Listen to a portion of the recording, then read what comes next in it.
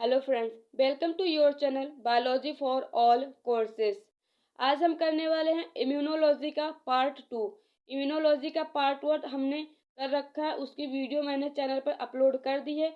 अगर आपने अभी तक नहीं देखा है तो जाइए और जा करके देख लीजिए। एंड जो पार्ट उसमें बच गया था वो पार्ट हम इस वीडियो में करने वाले हैं। सो फ्रेंड्स, वीडियो को स्टार्ट करने से पहले मेरी आपसे एक छोटी सी रिक्वेस्ट है। अगर आपने अभी तक चैनल को सब्सक्राइब नहीं करा है तो प्लीज़ चैनल को सब्सक्राइब कर दीजिए एंड बेल आइकन के बटन को प्रेस कर दीजिए, ताकि जो भी कोई न्यू वीडियोस आए उसकी नोटिफिकेशन आप तक सबसे पहले पहुंच सके। वीडियो को स्टार्ट करते हैं। आज का हमारा टॉपिक है ऑटो इम्यूनिटी। क्या ऑटो इम्यूनिटी? अब ऑटो इम्यूनिटी क्या होती है? ऑटो इम्यूनिटी का मतलब ये हुआ कि जो हमारा इम्यून सिस्टम है वो क्या कहता है, स्टार्ट कर देता है जो सेल्फ सेल्स होती है उसके अगेंस्ट एक्ट करना। मीन्स जो सेल्फ सेल्स होती हैं उसके अगेंस्ट, उसके विपरीत काम करना स्टार्ट कर देता है हमारा इम्यून सिस्टम।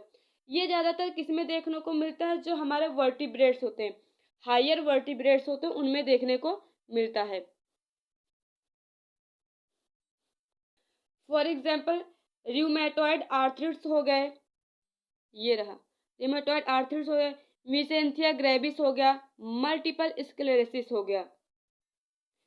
अब इसमें कुछ इंपॉर्टेंट टर्म्स हैं, जैसे कि एलर्जी क्या होती है, एलर्जेंस क्या होते हैं, मास्ट सेल्स क्या होती है, आईजीई क्या होती है, ये सब हम इसमें करने वाले हैं। सबसे पहले इंपॉर्टेंट टर्म्स कर लेते हैं, देन आगे हम करते हैं एड्स क्या है एंड HIV वगैरह सारा कुछ करने वाले हैं इसी वीडियो में। तो देख लेते हैं कि एलर्जी क्या होता है।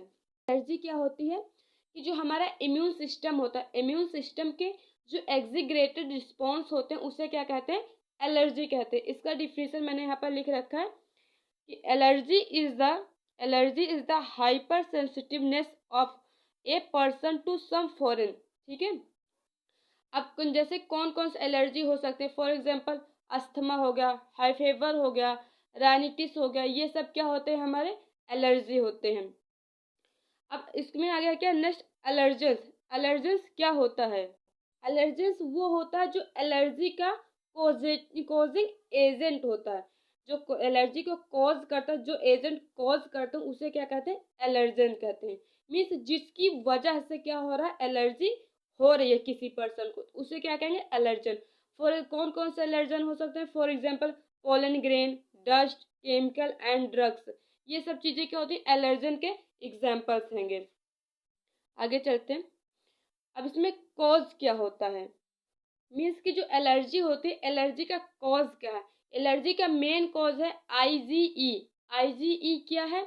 ये एलर्जी का एक प्रोसेस होता है, means mast cell and IgE the process of allergy. Allergy का प्रोसेस होता है आईजी। ये लिख रखा है allergy involve mainly IgE antibodies. कौन सी एंटीबॉडीज मेनली इसमें इन्वॉल्व होती है एलर्जी में? तो आईजीई एंटीबॉडी होती है। Histamine and secretin from the, ये कहाँ से आते हैं? मास्ट सेल से। मास्ट सेल से क्या आते हैं? Histamine and secretin. अब इसका ट्रीटमेंट क्या है? इसका ट्रीटमेंट क्या है? इसके ट्रीटमेंट के लिए कुछ स्टेरॉइड्स हैंगे, एड्रेनलिन एंड हिस्टामिन हार्मोन्स वगैरह होते हैं, जो कि क्विकली में बहुत ही जल्दी आप एलर्जी के सिम्टम को रिड्यूस कर देते हैं। इसके लिए कुछ मेडिसिन ही बनी हुई हैं, तो आप उस मेडिसिन को भी यूज कर सकते हैं। ठीक। अब आता है क्या? Mast cell. मास्ट सेल क्या होता है? मास्ट सेल से ही जो हमारी हिस्टामिन होती है वो बहुत ही ज्यादा मात्रा में क्या होती है? रिलीज्ड होती है, जो कि अल्टीमेटली लीड करते हैं किससे? इन्फ्लामेशन से। ये लिख रखा है मैंने यहाँ पे, usually large quantity of histamine is released which ultimately leads to inflammation. अब आ गया हमारा एड्स। एड्स क्या होता है? एड्स का फुल फॉर्म सबसे पहले हमें याद रखना होगा कि एड्स का फुल फॉर्म क्या होता है? Acquired immunodeficiency syndrome. क्या होता है? Acquired immunodeficiency syndrome. एड्स का जो कॉजेटिव एजेंट होता है वो क्या होता है? HIV virus. क्या होता है? HIV virus. इसका फुल फॉर्म क्या होता है HIV का? Human immune deficiency virus. Exam में दोनों के फुल फॉर्म पूछे जाते हैं, एड्स एंड HIV दोनों का, तो इसलिए अब मैंने यहाँ पर लिख रखा, आप याद रखिएगा। एड्स का acquired immunodeficiency syndrome and HIV का ह्यूमन इम्यूनोडेफिशिएंसी सिंड्रोम। अब ये डिजीज रिपोर्टेड मीन्स कब जानी गई, 1981। ये जीके का क्वेश्चन आपका बन सकता है, जैसे कि आप सीईटी एग्जाम में RUHS का एग्जाम दे रहे हो तो उसमें पूछा जा सकता है कि AIDS disease was reported in, कब किया गया, 1981 में। इस डिजीज की वजह से अब तक लगभग 25 मिलियन पीपल मीन्स 25 मिलियन लोग क्या हुए इस पूरे वर्ल्ड में, उनकी क्या हो चुकी है, डेथ हो चुकी है। एंड हमारा जो HIV है, HIV क्या है, एक रेट्रो वायरस हैगा, क्या है, एक रेट्रो वायरस हैगा। अब करते हैं कि हम HIV का स्ट्रक्चर कैसा होता है। ये देखिए मैंने यहाँ पर पिक्चर लगा रखी है HIV के वायरस का स्ट्रक्चर, ठीक है। आप ये देख सकते हैं, ये जो बना हुआ ये पोर्शन, ये क्या हैगा, ये पोर्शन ग्लाइकोप्रोटीन। इसके अंदर जो सबसे बाहर की लेयर होती है वो क्या होती है, वायरल इनवेलप होती है। एंड इसके अंदर एंड ये वाली जो लेयर बनी होती है वो किसकी बनी होती है, कैप्सिड की लेयर बनी होती है। और जो RNA होता है वो डबल स्टैंडर्ड होता है या सिंगल स्टैंडर्ड, तो कौन सा होता है, सिंगल स्टैंडर्ड होता है, जो कि 2 मॉलिक्यूल से मिलकर बना होता है। और ये यहाँ पर क्या है, रिवर्स ट्रांसक्रिप्टेज। मीन्स हमारा जो HIV वायरस है वो क्या है, डिप्लॉयड वायरस है, ना कि हैप्लॉयड। इसमें जो RNA होते हैं वो तो पहली चीज सिंगल स्टैंडर्ड RNA होते हैं, और ये किससे, 2 मॉलिक्यूल से मिलकर बने होते हैं।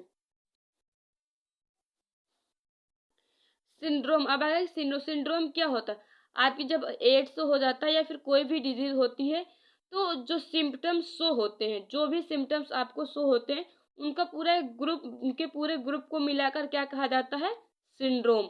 मीन्स ग्रुप ऑफ सिम्टम्स, जो कि आपके डिफरेंट बॉडीज के जो ऑर्गन है एंड सिस्टम है उनसे क्या होता है, रिलेटेड होता है। जो सिंड्रोम होता है वो आपके बॉडी के डिफरेंट ऑर्गन एंड सिस्टम से क्या होता है, रिलेटेड होता है सिंड्रोम।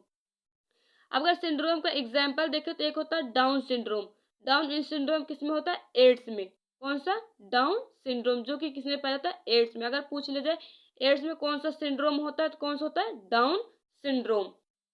अब इसका जो है ट्रांसमिशन मीन्स कैसे वन पर्सन में से दूसरे पर्सन में जा सकता है, कैसे होता है, अब हम इसके बारे में जानेंगे। सबसे पहली चीज, जो हॉस्पिटल्स वगैरह में ब्लड होता है, अगर वो ब्लड हमने बगैर टेस्ट किए, जैसे हमने जिस पर्सन का हम ब्लड लेते हैं उसका ब्लड भी चेक करते हैं, और जिस पर्सन में हम डालते हैं मीन्स हमें डोनेट करना होता है उनका भी हम देखते हैं दोनों का मैच कर रहा है कि नहीं। मीन्स जिस पर्सन ने ब्लड दिया कहीं उसको कोई डिजीज तो नहीं है। अगर उसको कोई डिजीज, फॉर एग्जांपल अगर मान लो उसको एड्स है, अगर उसको एड्स है तो जिस पर्सन के बॉडी में उसका ब्लड गया उस पर्सन को भी एड्स हो जाएगा।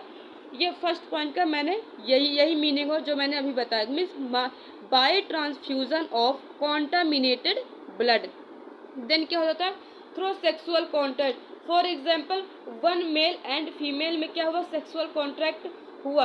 अब ना तो मेल को पता है ना ही फीमेल को पता है कि हाँ उसके बॉडी में क्या एड्स हैगा, अब दोनों को नहीं पता। लेकिन जब सेक्सुअल कॉन्टैक्ट हुआ क्या हुआ, उस पर्सन से दूसरे पर्सन में चला गया। मीन्स मेल को है तो फीमेल को भी हो जाएगा, अगर पहले से फीमेल को है तो मेल को भी हो जाएगा, अगर सेक्सुअल कॉन्टैक्ट बनता है तब। नहीं होता तो नहीं होगा। देन है by sharing contaminated needles and surgical instruments. Means जैसे कि आप हॉस्पिटल्स वगैरह में जाते होंगे तो जो डॉक्टर्स या नर्सेस होती है वो क्या कहती हैं, जो भी नीडल्स मीन्स जो इंजेक्शन होता है, इंजेक्शन का जो नीडल होता है एक नीडल एक ही पर्सन में यूज करती है। यही रीज़न है कि वो उस नीडल को वो दूसरे पर्सन में नहीं यूज करते। क्यों, क्योंकि अगर उन्होंने उसी इंजेक्शन को क्या किया, मीन्स नीडल्स को दूसरे पर्सन में अगर यूज कर लिया तो जो डिजीज उस पर्सन को है दूसरे पर्सन को भी होने के चांसेस रहते हैं। देन हैगा fourth, from infected mother to foetus by placenta.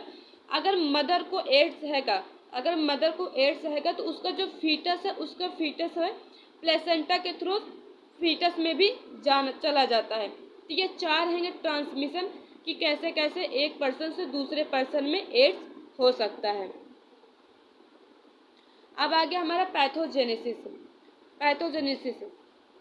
अभी हम जानने वाले हैं कि पैथोजेनेसिस में क्या क्या होता है। सबसे पहले आप देख रहे होंगे कि ये जो हमारी ये लेयर है ये क्या है, ये क्या है, हमारी सेल है। अब ये सेल बनी किससे है, मैक्रोफेज या फिर टीएच सेल से। मीन्स जो सेल बनी हुई है, सबसे पहले जो वायरस आएगा, ये HIV वायरस है, सबसे पहले कहाँ पर अटैक करेगा, सेल पर। वो सेल बनी किस चीज़ से, मैक्रोफेज या फिर TH या इसे T4 सेल भी बोल सकते हैं। तो इस पर क्या है, अटैक करेगा। अटैक करने के बाद जो वायरस का DNA है वो सिंगल स्ट्रैंडेड रहता है। क्या होता है, सिंगल स्ट्रैंडेड रहता है। देन इसका क्या होता है, रिवर्स ट्रांसक्रिप्शन। इसका क्या होता है, रिवर्स ट्रांसक्रिप्शन। इसका जब रिवर्स ट्रांसक्रिप्शन होता है तो इसका डबल स्टैंडर्ड DNA बना। DNA क्या होता है, डबल स्टैंडर्ड हो जाता है। डबल स्टैंडर्ड होने के बाद ये क्या करता है, हमारे न्यूक्लियस में जाकर के एंटर करता है। जब न्यूक्लियस में एंटर करता है तो जो ह्यूमन का DNA एंड जो वायरस का DNA दोनों क्या होते हैं, जब मिक्स हो जाते हैं, मिल जाते हैं, तो क्या बनता है, उसे क्या बोलता है, होस्ट सेल जीनोम। उस प्रोसेस को क्या कहते हैं, होस्ट सेल जीनोम। अब जब दोनों मिक्स्ड हो गए तो हमें इसको अलग करने के लिए क्या करना है, इसका हम ट्रांसमिशन करते हैं। क्या करते हैं, ट्रांसमिशन। जब ट्रांसमिशन करते हैं तो जो HIV वायरस का DNA है वो क्या होता है, ट्रांसलेट होकर के अलग निकल जाता है। ये देखिए, जब ये अलग निकल जाता है तब इस क्या होता है, न्यू वायरल प्रोटीन बनती है। क्या होता है, न्यू वायरल प्रोटीन। ये देख सकते हैं यहाँ पर न्यू वायरल प्रोटीन बनी हुई है। मैंने अभी जो भी आपको समझाया वो सारा इसी पॉइंट मैंने आगे यहाँ पर लिख रखा है, आप देख लीजिए। ये देखिए, this virus primarily attack microphage. कहाँ पर अटैक करते हैं, मैक्रोफेज पर। Macrophage are also known as factory of HIV। जो मैक्रोफेज होता है उससे क्या कहते हैं, HIV की फैक्ट्री। क्या बोलते हैं, HIV की फैक्ट्री कहते हैं। Due to progressive multiplication of virus.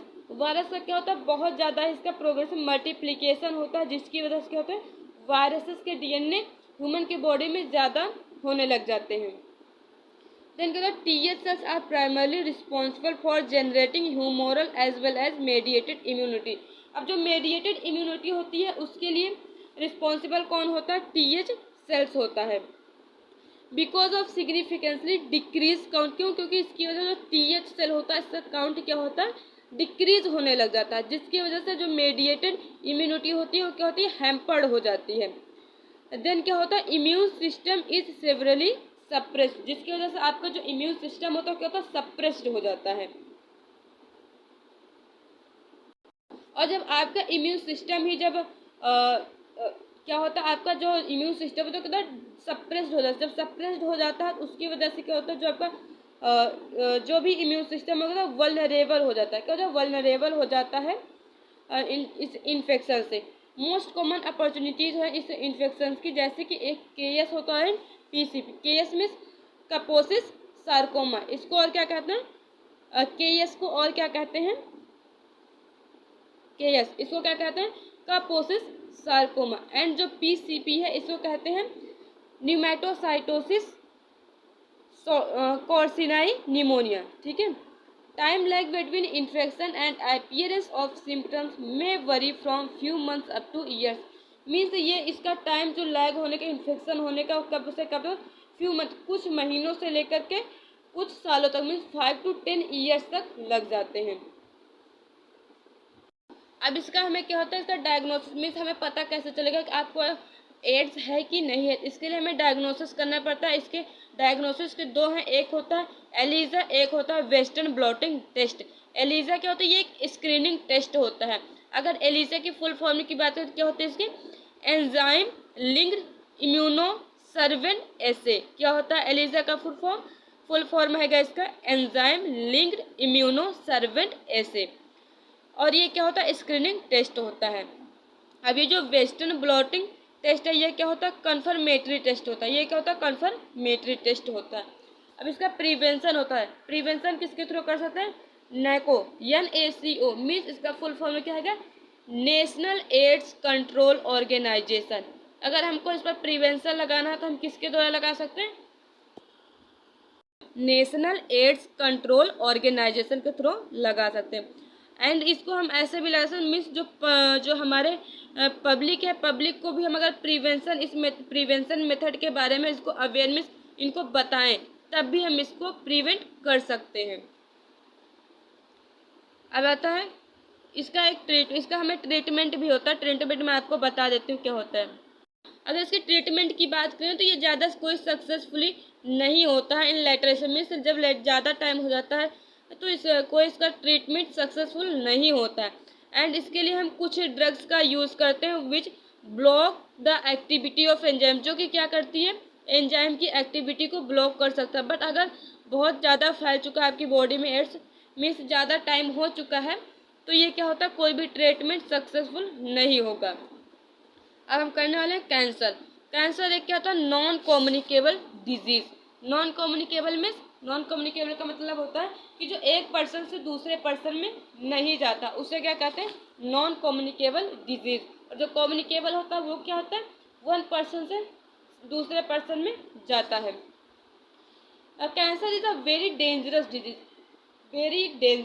Disease. अब तक more than 1 million individual are suffering from the disease in India।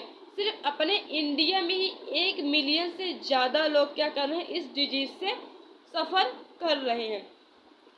Tumour 2 types के होते हैं, एक बेनाइन ट्यूमर होता है, एक मैलिग्नेंट ट्यूमर होता है।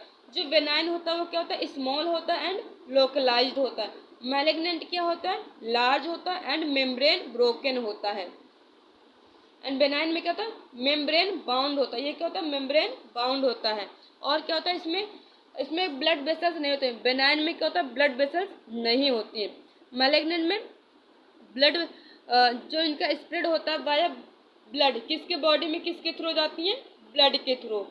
आपकी नॉर्मल बॉडी सेल्स होती हैं वो इस प्रॉपर्टी को पोजेस करती हैं। अतः causes of cancer means cancer के कॉज क्या हैं। सबसे पहले क्या होता है, नॉर्मल सेल। नॉर्मल सेल से अगर न्यू प्लास्टिक सेल में कन्वर्ट हो रहा है तो वहाँ पर कैसे होता है, वहाँ पर क्या क्या लग सकता है, physical, chemical and biological agent. ये तीनों लग सकते हैं, physical agent and chemical and biological. हम ये तीनों करने वाले हैं। जो कैंसर कॉजिंग एजेंट होता है उसे क्या कहते हैं, कार्सिनोजेंस। कार्सिनोजेंस का मतलब क्या होता है, जो कैंसर को कॉज कर रहा है उसे क्या कहेंगे, कार्सिनोजेंस। अब हम एक एक करके देखते हैं कौन कौन से एजेंट है। फिजिकल एजेंट, फिजिकल में क्या हैगा हमारा, टोबैको च्यूइंग। देन है केमिकल एजेंट, केमिकल में क्या, स्टूल हैगा, विनाइल क्लोराइड हैगा एंड DES ETC। बायोलॉजिकल में कौन सा हैगा, HIV हैगा, hepatitis B virus and HBV। आता ऑन्कोजेनिक वायरस। ऑन्कोजेनिक वायरस क्या होता है, दे पोजेस सी ओंग। क्या, सी ओंग। इसका क्या मतलब होता है, सेलुलर ऑन्कोजीन। इसका क्या मतलब होता है, cellular oncogene. This gene has ability to convert normal cell into cancerous cell.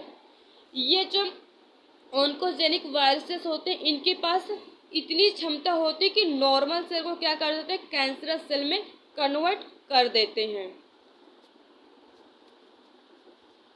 इसकी डायग्नोसिस क्या क्या है, बायोपायसी एंड हिस्टोपैथोलॉजिकल स्टडीज हैंगी, blood and bone marrow test हैंगे, CT स्कैन, रेडियोग्राफी या फिर एक्सरे एंड MRI। ये सब इसके डायग्नोसिस हैंगे। अब इसका ट्रीटमेंट क्या क्या, हम किस मीन्स कैंसर अगर किसी पर्सन में है तो उसको कैसे हम ठीक कर सकते हैं। एक तो हैगा सर्जरी, आप सर्जरी करवा लें, क्या, सर्जरी।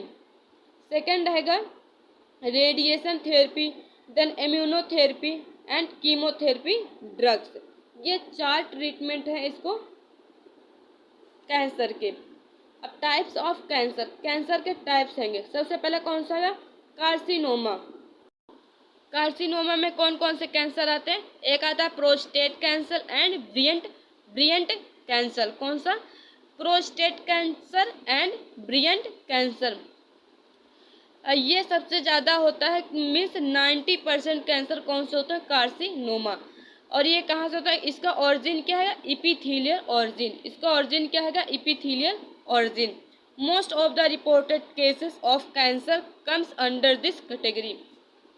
सबसे ज़्यादा केसेस कैंसर के इसी कैटेगरी के होते हैं, कार्सिनोमा के। कितने, 90% होते हैं। अगला कौन सा है, सार्कोमा। सार्कोमा में क्या होता है, इसका जो ऑरिजिन होता है क्या होता है, मीजोडर्मल ऑरिजिन होता है। क्या होता है, मीजोडर्मल। और सार्किनोमा का क्या था, इपिथेलियल ऑरिजिन। और इसका क्या है, मीजोडर्मल ऑरिजिन। इसका एग्जाम्पल कौन सा हैगा? इसका एग्जाम्पल हैगा ऑस्टियोसार्कोमा। क्या? ऑस्टियोसार्कोमा। लास्ट हैगा ल्यूकेमिया। ल्यूकेमिया को ही हम ब्लड कैंसर के नाम से भी जानते हैं। अब आ जाता है ड्रग्स एंड एल्कोहल। सबसे पहले हम ड्रग्स जानते हैं कि ड्रग्स क्या होते हैं। कोई भी केमिकल मीन्स कोई भी केमिकल्स हो जो कि आपकी बॉडी के फिजियोलॉजिकल कंडीशन को क्या करता है?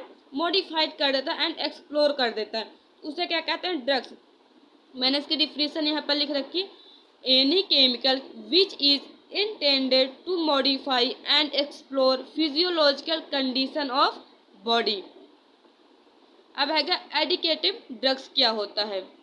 एडिकेटिव ड्रग्स वो होता है जो कि डेवलप होता है फिजियोलॉजिकल या फिर साइकोलॉजिकल डिपेंडेंस पर, ठीक है, उसे क्या कहते हैं? एडिकेटिव ड्रग्स। अब इसमें कौन कौन से कॉमनली अब्यूज ड्रग्स हैं? एक हैगा ऑपियोइड्स, एक हैगा कैनाबिनॉइड्स एंड कोका एल्केलॉइड्स। अब हम एक एक करके देखते हैं। सबसे हैगा ओपियोइड्स। Opioids means opium. इसमें क्या होता है? ओपियम। ओपियम जो होता है वो कहाँ से मिलता है हमें? जो हमारा पॉपी प्लांट या पेपावर प्लांट होता है उसका जो ड्राइड लैटेक्स पार्ट होता है मीन्स अनरिप्ड, जो कि अनरिप्ड फ्रूट्स होता है। पॉपी या पेपावर प्लांट का जो अनरिप्ड फ्रूट होता है उससे हमें ये ओपियम मिलता हैगा।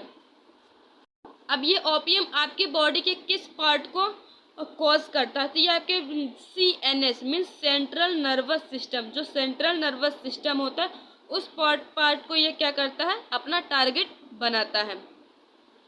एंड ओपियम ड्राइव्ड कहाँ से होता है? डेराइव्ड कहाँ से? जैसे मॉर्फिन। मॉर्फिन जो होता है क्या होता है? पोटेंट पेन रिलीवर होता है। क्या होता है?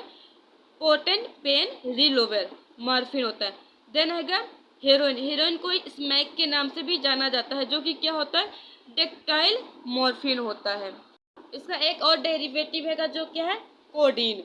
आते हैं हम दूसरा करते हैं कैनाबिनॉइड्स। कैनाबिनॉइड्स क्या होता है? These are group of chemical obtained from cannabis sativa. ये कहाँ से ऑब्टेन किया जाता है? कैनबिस सटाइवा से। They interact with receptors present in brain. ये कहाँ पर आपकी बॉडी के किस पार्ट को अपना टारगेट बनाते हैं? ब्रेन को। फॉर एग्जाम्पल कैनाबिनॉइड्स का जो डेरिवेटिव्स कौन कौन से होते हैं? हशीश होते हैं, चरस होता है एंड गांजा होता है।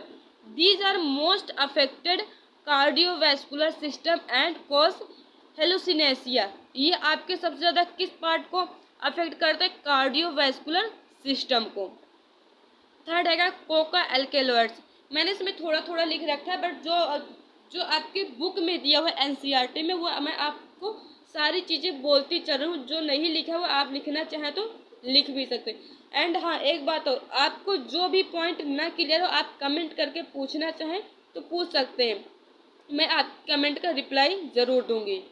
कोका एल्केलॉइड जो होता है ये कहाँ से ऑब्टेंड किया जाता है? Erythroxylum Coca. जो कोका होता है उसके एरेथ्रोजाइलम से। कोकीन जो होता है इंटरफेयर्स होता है किसके साथ? Transport of neurotransmitters. किसके साथ? ट्रांसपोर्ट ऑफ न्यूरोट्रांसमीटर के साथ इंटरफेयर होता है कोकीन। इसका एग्जाम्पल है डोपामीन। क्या? डोपामीन। और ये आपकी बॉडी के किस पार्ट को अपना टारगेट बनाते हैं? CNS में सेंट्रल नर्वस सिस्टम को। And produce a serve of euphoria. और ये क्या करता है? यूफोरिया के सर्व को प्रोड्यूस करते हैं। And excess dose can cause hallucination, जिसकी वजह से क्या होता है? हेलुसिनेशन होता है। सो गाइज, आज ये हमारा और इम्यूनोलॉजी चैप्टर भी कंप्लीट हो गया। आपको ये वीडियो कैसे लगी कमेंट बॉक्स में ज़रूर बताइए। And please guys support me, मेरा भी ये न्यू चैनल है, सो इसलिए आप प्लीज़ थोड़ा सपोर्ट करिए, ताकि मैं ऐसे ही न्यू वीडियोस मीन्स आपके जो भी चैप्टर है मैं उन चैप्टर को ऐसे ही कराने वाली हूँ, ताकि इसके साथ साथ आपका एक बेहतरीन नोट्स भी बन सके। जो कि आप बोर्ड एग्ज़ाम या कोई भी एग्ज़ाम देने वाले हो तो आप इस नोट्स से पूरा कन्फर्मेटली होकर के दे सकते हैं। सो आपको वीडियो कैसे लगी कमेंट बॉक्स में एक कमेंट जरूर करिएगा। एंड मैं आपका जो भी कमेंट होगा मैं उस कमेंट का रिप्लाई ज़रूर दूंगी। And thanks for watching the video guys.